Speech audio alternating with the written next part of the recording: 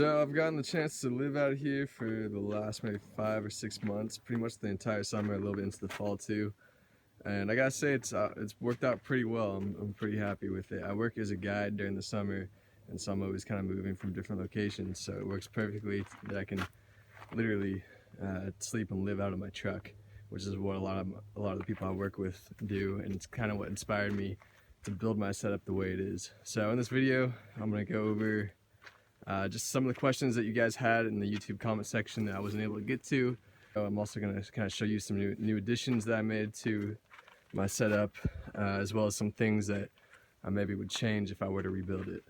First things first, my truck is a 2003 Tacoma regular cab.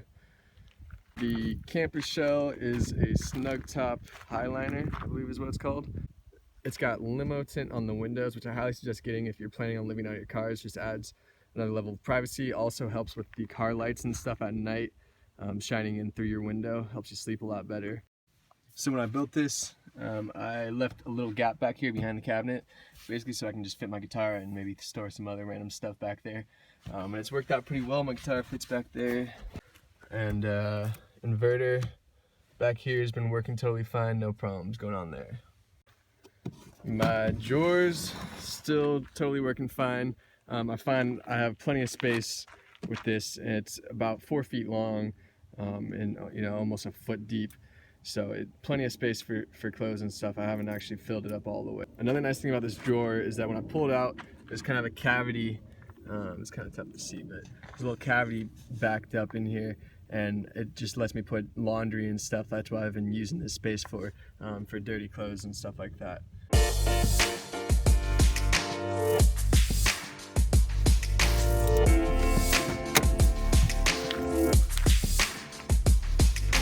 So battery, got a lot of questions asking about what kind of battery I'm using, or if I'm using like a deep cycle setup or anything like that, and I'm not. I'm just basically, all I did is upgrade my original battery to this Duralast Platinum battery. I don't know a whole lot about it actually, but I just know that it's a bigger battery, has more capacity than the battery that I had in here previously, and it runs all of my electronics in terms of charging cell phone, laptop and stuff like that, everything that I need. I'm totally fine. I haven't come close to running the battery out yet.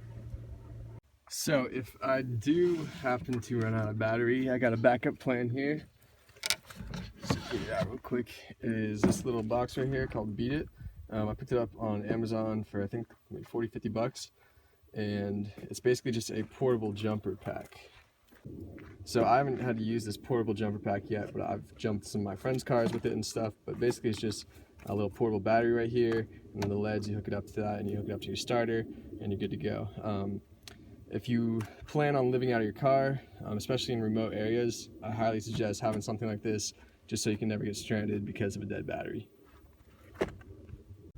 As far as keeping warm at night, didn't really have much of an issue where I live. Probably gets down into the 30s at night, so not that cold, but I just use this 30-degree sleeping bag, and I've been totally fine.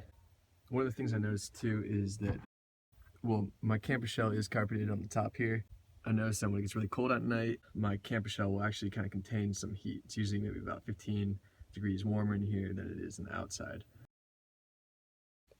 Another thing I'm not totally sure if I posted in the original video, but my windows on this camper shell are screened, so it allows me pretty much to open them up, get some fresh air in, but not have the bugs come in.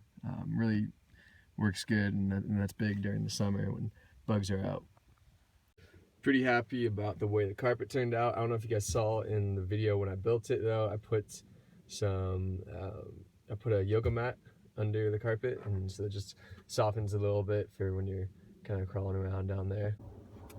So the cabinets, I haven't gotten a chance to fill them up totally. I don't know if I ever will. I got a lot of cabinet space, something that I don't totally need all of this cabinet space, but basically they hold a good amount of stuff in here, and I won't go into all the stuff that I have in here. Just a lot of tools. I got my jumper pack right here, some duct tape and stuff like that, and I put snacks in there and stuff sometimes too. Drawers and stuff, they still slide really well, so no issues here with the cabinet. As far as some of the new additions that I have, it's not much, but I have kind of a curtain hung up behind my head when I sleep. It's just got Velcro on it and it attaches to the carpeted interior of the camper shell. And that just basically keeps the sunlight out and adds a little bit more privacy for me back here. Also add a little floor mat here. I usually put my cooler right here, but usually leaves a little bit of space so I can throw my shoes and stuff on top of that. I added these little hooks to the cabinet space here, and this just kind of lets me strap whatever I want onto the top of this cabinet. Right now I got this kind of weird skateboardy thing hooked up to it right now. It's not actually a skateboard. I'll make a video showing what it is, and I'll probably post that video in about a week or so after I upload this one. It's really cool. Check it out. Check out the video when I upload it. But other than that, just basically lets me put whatever I want in here and just keeps a little bit of storage space so I don't have to throw whatever's up here down this aisleway. And using the bungee cords just secures it on there so it won't fall off. So on my backlight here, kind of above my head where I sleep, I added a thin film of cellophane over this light. So it's a three-way switch, so basically you got both, one and then off.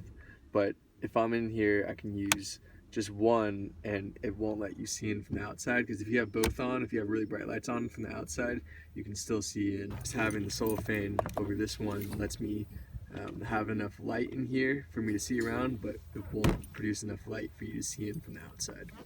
So dimensions for my bed frame, the actual bed frame is about the same length as the actual truck bed, so maybe 72, 73 inches. It's about 36 inches wide, and it's just over a foot tall for space for my drawer. And if you guys will notice, what I did here is the bed frame actually sits in the actual truck bed. So in the truck bed there's indents, like grooves, and the 2x4s that I use actually sit perfectly in between here. So I just made it the right width so that this 2x4 will sit in there, and then this 2x4 will sit in there, so there's no way it could shift around from side to side. So I also added these L brackets that attach to the 2x4 and then go down to the actual truck bed, and they're epoxied to the truck bed. But really the main thing that's holding the bed frame in position is the fact that it's in these grooves here. That's gonna do it for this video.